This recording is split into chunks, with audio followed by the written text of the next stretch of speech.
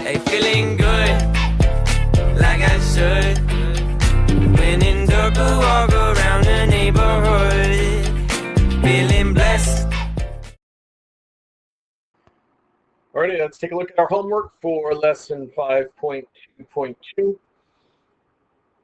Problem number 38 starts off with, I guess each of the problems below describes two different games you can play with a random number generator. In each case, you will win if the random number generator gives you the indicated kind of number. Your task here is to find the theoretical probability that you will win each game, not the experimental probability. So they don't want you going onto those online tools, the CPM tools, and actually playing the game and showing you the results. They want you to actually use the numbers and use theoretical probability to determine which game gives you a better chance of winning. So you got game 1 and game 2 for A, B, and C scenarios. So game 1, I guess, looks like picking a prime number from the integers between 1 and 20. Okay, so we did this in our lesson where you got numbers 1 through 20, and all the prime numbers would be the number 2, the number 3, the number 5, the number 7, the number 11, 13, 17, and 19 for a total of 8 prime numbers. Now, if you've got this written in your notes from the lesson, then you would remember that that probability was 8 out of 20. And then it says picking a prime number from integers 21 through 40. So how many prime numbers? I don't have the list of 21 through 40. Better get the list in here. Hold on for a second. All right, so let's take a look. Make sure I'm recording. Yes, so let's take a look at the numbers between 21 and 40 that are prime numbers. So 23 would be a prime.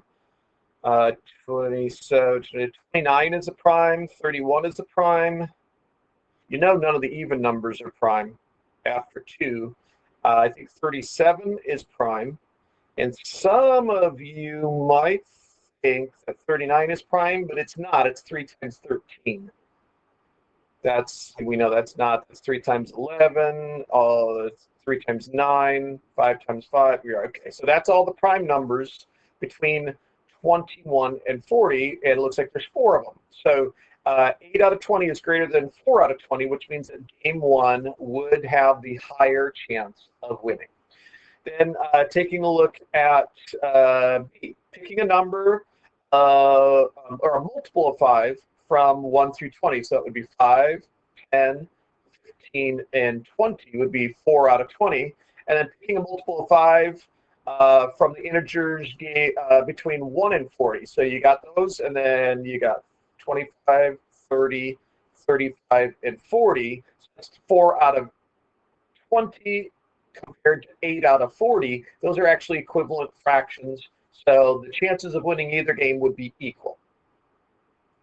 And then picking a multiple of 7 from the integers 1 through 40. All right, so 7, 14, 21, 28, and 35. That's 5 out of the 40 are multiples of 7. And then what does this say? Multiples of 6 from 1 through 25. So you get 6, 12, 18, and 24. That would be 4 out of 25. This one is the one that would be the hardest for you to figure out what the percent is, or I'm sorry, which one is greater. These have the same denominators. Those, it was pretty easy to figure out that they were equivalent to each other. But this one, how do you know whether 5/40 is greater than or less than 4 out of 25? Well, change it to percent.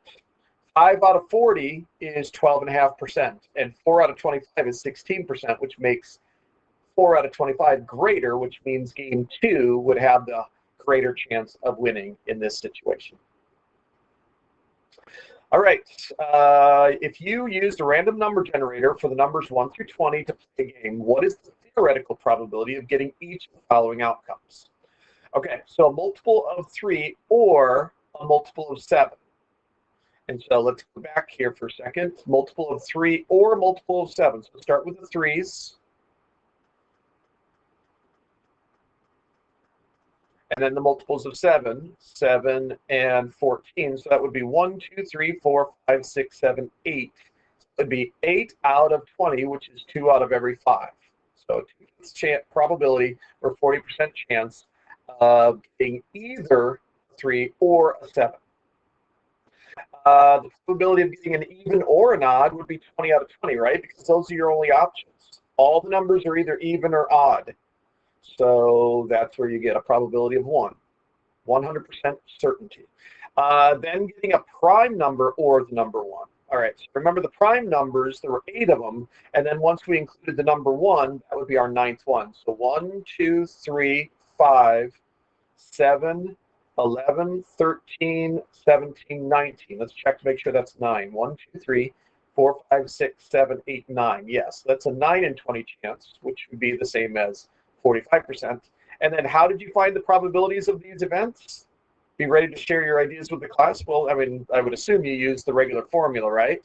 That formula being that finding theoretical probability is, oh, I know what they're talking about. Okay, so you take the number of desired outcomes out of the total, and because we're dealing with the word or here, this or that implies that you're going to be adding the probabilities together. That's always what happens. Let's come back to this last one, a prime number or 1. So the probability of getting a prime number we saw was 8 out of 20.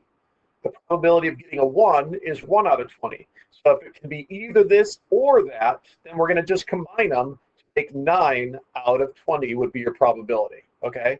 So I guess the key here is adding the probabilities because we're using the word or to solve. Probability. There you go. Add them together when you see the word or. All right, what do we have here? The average rainfall in Tucson, Arizona is 12 inches. Between January and April, 2.4 inches fell. What percentage of the annual rainfall fell after April? That would be from May through December. It says you may want to draw a diagram. I don't think we need to. I think we can say that if 2.4 out of the 12 happened in April, then the rest of it happened May through December. So if we take 12 and you subtract away 2.4, what does that give you? 9.6. So I'm going to actually rewrite this as 9.6 out of 12 is equivalent to x out of 100. Okay, so we didn't have to necessarily do that, but we had to remember if we do our cross multiplication here, whatever we get, we're going to be looking for the complement because this is the amount of rainfall from January to April, not what we're looking for. We're looking for after April. Okay, so let's go ahead and do cross multiplication here. We get 12 times x is equal to 240. And then when I divide both sides by 12, you get x is equal to 20. And that's the complement of this, right? So 20% of the rain fell between January and April, which means the rest of it was after April. And let's prove that here. We get 12 times x, and then that's going to be equal to 960. And when I take 960 and divide it by 12, I bet you anything we're going to get 80. 960 divided by 12 is in fact 80. So however you did it, whether you did this and then looked for the complement, or you did the subtraction and then solve for x, either way works fine. All right, evaluate the expression 2x squared plus x plus 6 for the given values of x. So essentially what we do is we plug in these values in for x, and then we use the order of operations. So for the first one, we would start with 2 times x to the second power, which would be 3 squared, plus 3 plus 6. Okay, so notice how I put the parentheses.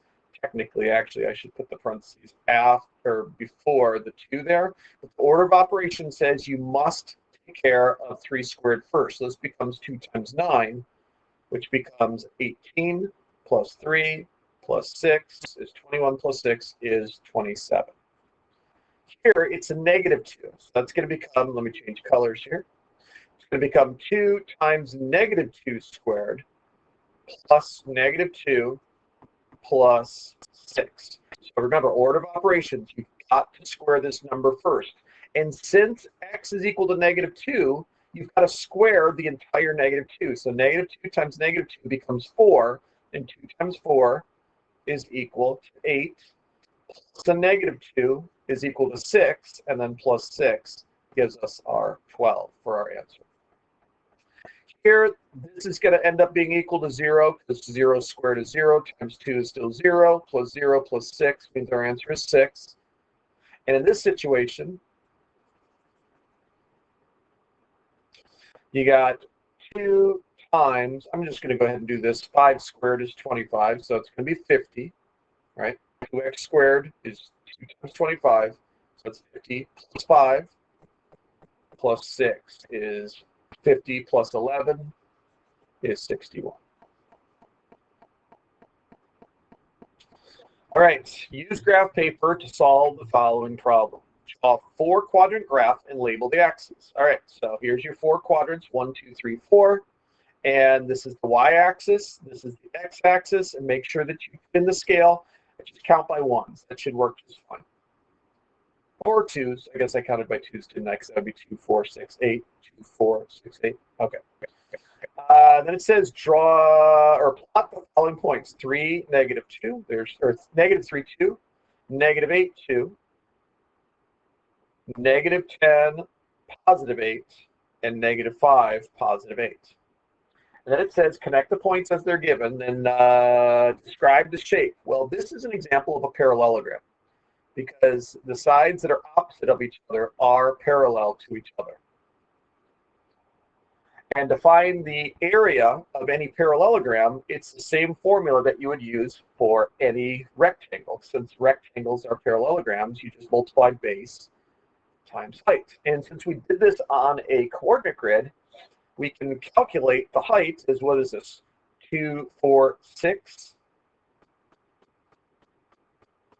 So that is 6 units tall, and the base is 2, 4, 5. So your base times your height is going to be 5 times 6, which is how we get 30 square units. And that is it for homework. All right, let's move on to our next activity. Take care. Bye. Hey, feeling good.